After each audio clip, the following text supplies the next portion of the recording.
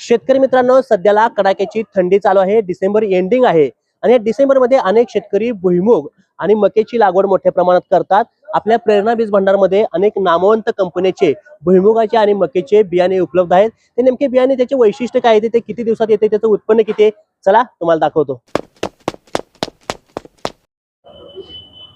नमस्ते। नमस्ते। कोणतं कोणतं भुईमुग आहेत आपल्याकडे? नेमपसरे आहे, घुंगरू आहे, सुधारित मध्ये घुंगरू आहे, देशी मध्ये घुंगरू आहे। दाखवावर घुंगरू हातामध्ये घेऊन। हवा ही मोठ्या मध्ये घुंगरू येते। हा, उत्पन्न वगैरे चांगलं असते, खायला चवीला चांगला आहे। हा, नेमपसरे येते। हवा ही नेमपसरे येतो। बर, ह्याचं उत्पन्न काय निंपसऱ्याचं? एकरी 45 ते 50 पोत्यापर्यंत शेंग निघते वली। आणि ह्याची सरासरी 35-40 पोत्यापर्यंत निघते। बर, आणि हे बाकीचे कोणते कोणते कंपनी आहेत? हे बी सुधारित मध्ये येतं। हे आस्थाबा एकरचं TG 39 म्हणून येतो। हा, बियाणं मोठा आहे, नेमपसऱ्यासारखं आहे, पण खायला चवीला घुंगरू आहे। बर, वान बी घुंगरूच आहे। पुढचं हे वेस्टर्नचा धमाका म्हणून येते। हा, पुन्हा ही सुपर किंगचा TG 51 म्हणून येतो। असं आहे। बर, आता भुईमुगाची लागवड शेतकऱ्यांनी कधीपर्यंत केली पाहिजे? आतून फेब्रुवारी मार्च पर्यंत केली तरी चालते।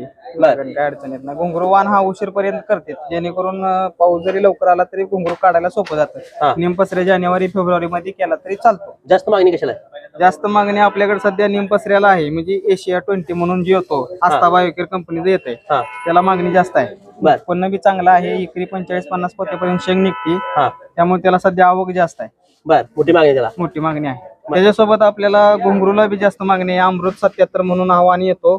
परत ना हा आस्थाबा वगैरेचा TG 39 म्हणून येतो। आणि नवीन मधला वेस्टर्न धमाका म्हणून एक आहे, त्याचा सुद्धा रिझल्ट लोकांना चांगला आहे। पुन्हा सुपर किंगचा TG 51 म्हणून एक येतो, त्याचा सुद्धा अवरेज खायला चवीला चांगला आहे। बर, आमच्या प्रेरणा बीज भंडारचं वैशिष्ट्य म्हणजे बियाणं एकदम चांगल्या दर्जाचं असतं। क्वालिटी बघू शकता तुम्ही कशी आहे, एकसारखं एक लेवल बियाणं आहे, अवरेजला वगैरे चांगला आहे।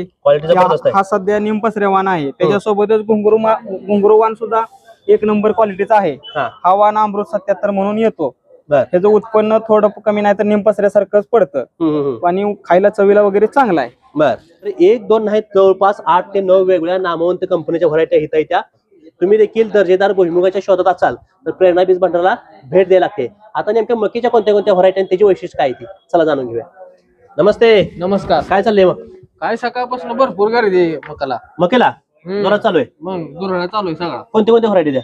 काय पायोनियर कंपनी 2524 आहे।